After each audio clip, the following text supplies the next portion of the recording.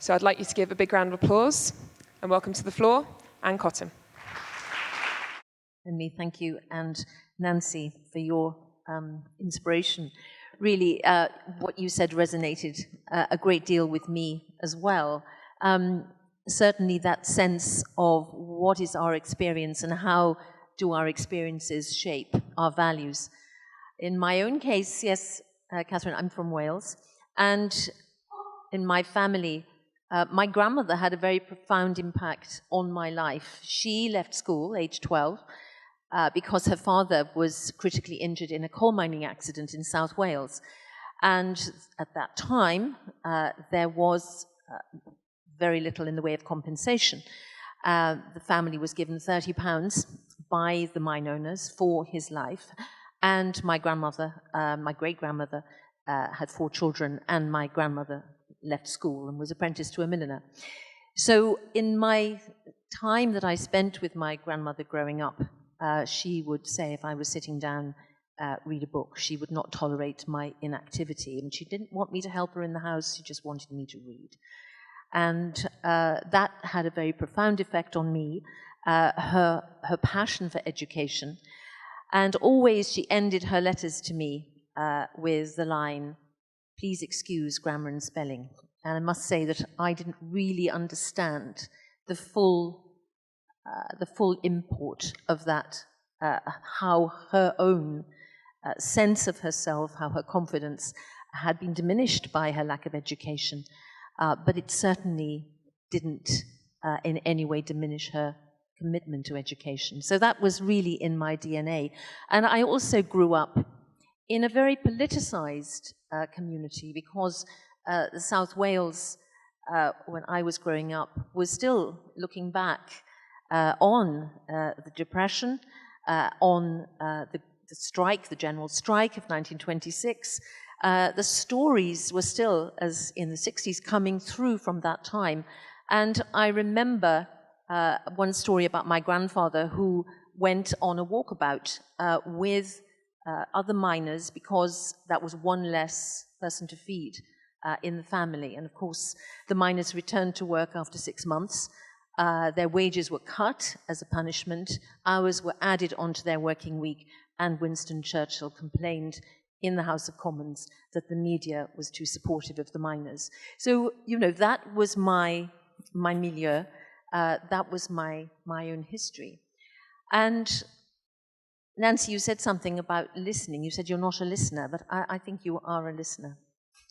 You're a doer, but you're also a listener because you are learning all the time, whether you're listening with your eyes or your heart or indeed your ears. And I was struck outside, there's a statue of Sophocles, and one of his disciples. I am not a Greek scholar. This is probably about 30% of my knowledge that I'm about to share with you. But Antisthenes, one of his really disciples or students, said that the most important thing in learning is to unlearn what is untrue.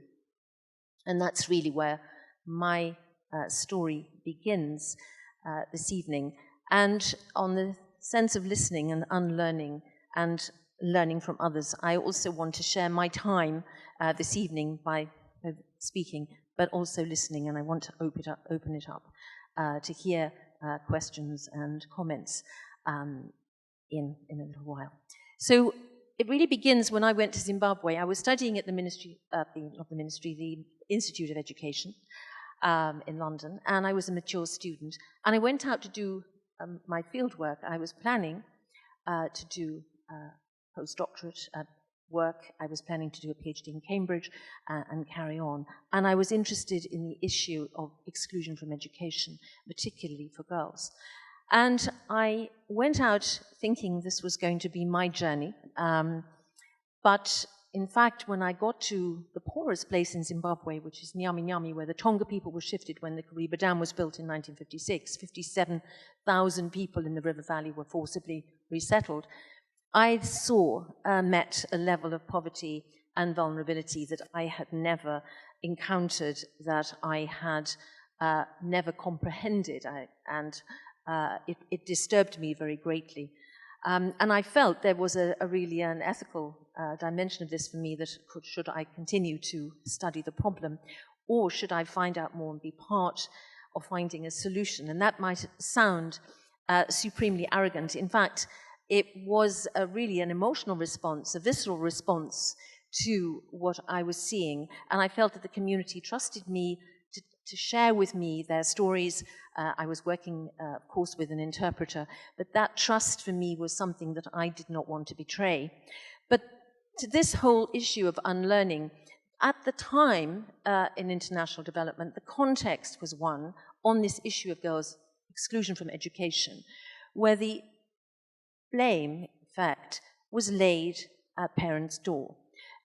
There was great frustration because, of course, it was beginning to be more broadly recognized that girls' education delivered considerable social and economic benefits in terms of maternal mortality rate falling, child mortality falling, of course, family size. All these issues were related to girls' education, and yet development experts were saying, in large numbers, what is wrong with these people? Why don't they understand the importance of girls' education?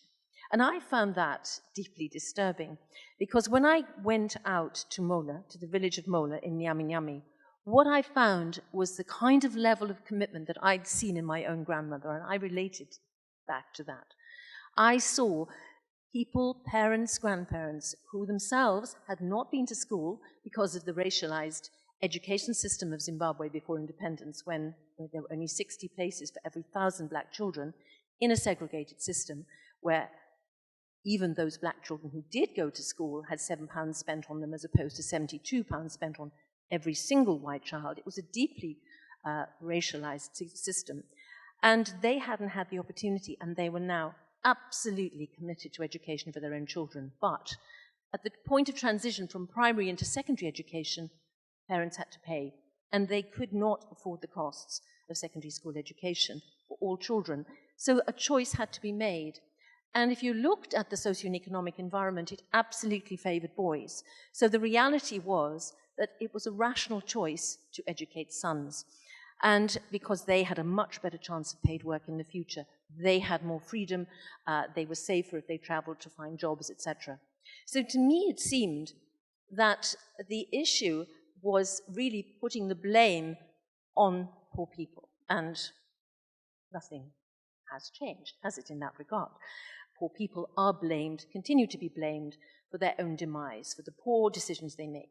So for me, it became not only an issue around the justice of girls' education, but an issue of the whole perception of how the international development field was looking at the issue of girls' education. So a lot of money was being spent on television programs, on television jingles and adverts, send your daughters to school, without any sense of irony that a family that had electricity and a television actually had the means to send their children to school. So it was a quite bizarre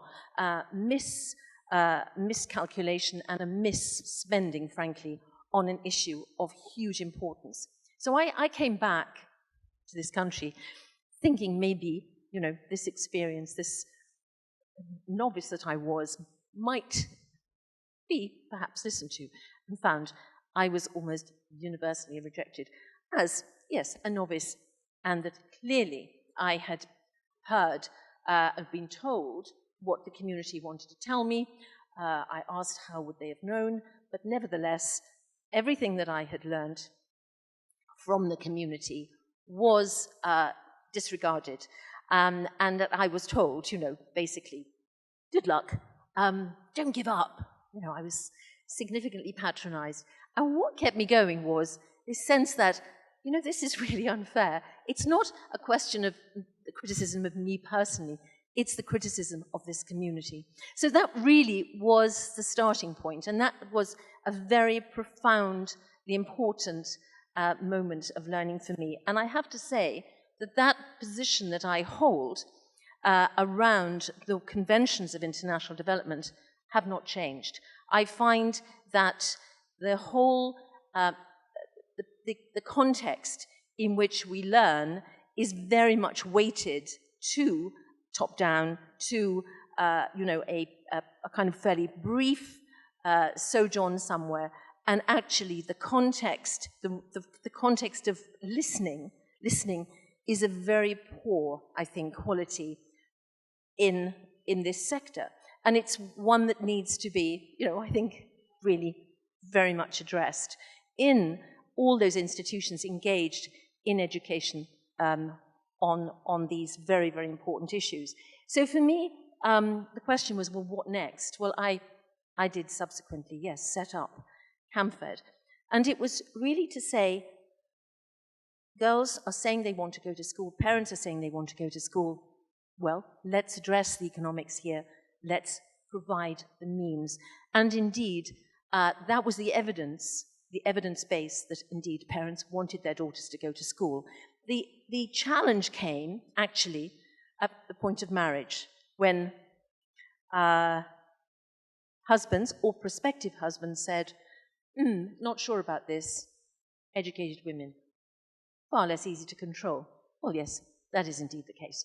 So, there was resistance at that point. So while girls were under their father's roofs, absolutely the commitment was there.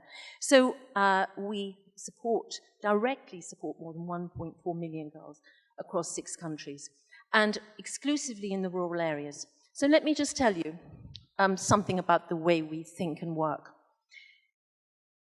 The issue of poverty, of course, is one whereby what people don't have is money. And so we have never mediated our relationships with parents or with rural communities through the issue of money. We recognize the multiple forms of capital that are absolutely fundamental to solving the problem of girls' education and indeed others. So what are they? So the social capital of the way the community functions. We work with all those constituencies with the power and the influence on girls' lives, whether it's mothers' groups, whether it's the chieftaincies, whether it's the religious leaders. So all those that whole social fabric, if you like, of the community is brought to bear on the issue, and it is honoured and very much connected to the issue. The knowledge capital of communities. At the end of the day, the people who really know, and I'm not speaking in any sort of idealized or indeed ideological way, but the people who really do know the problem are those who are experiencing it. So the knowledge capital of communities is absolutely fundamental in designing the strategies for change.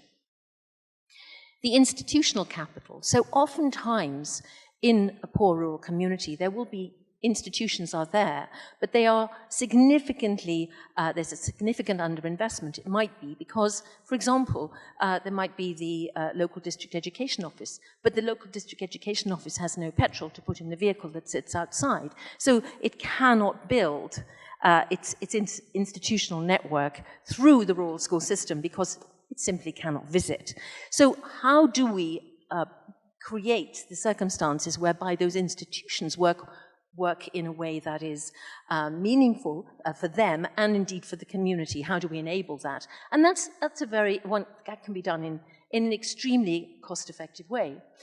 And of course, the human capital, it's understood. But what do we do in order to build that human capital element that is so fundamental for sustainable change? So we talked about the leadership of young women. So what we did in 1998, I was sitting in a lecture in Cambridge that I was speaking, and one of the members of the audience, student body, asked me, what did I think about cognitive dissonance? And what about the fact that now young women were educated, would they be able to find husbands? Would they be dissatisfied because they couldn't find husbands? And I thought this was a very interesting question coming. Cognitive dissonance doesn't really get asked from those who are excluded or have truncated educations. It tends to be asked by those who have a sense of entitlement in education. So I thought about this and thought, what is it about elites that enable them to sustain themselves? And of course, it's about networks, it's about alumni.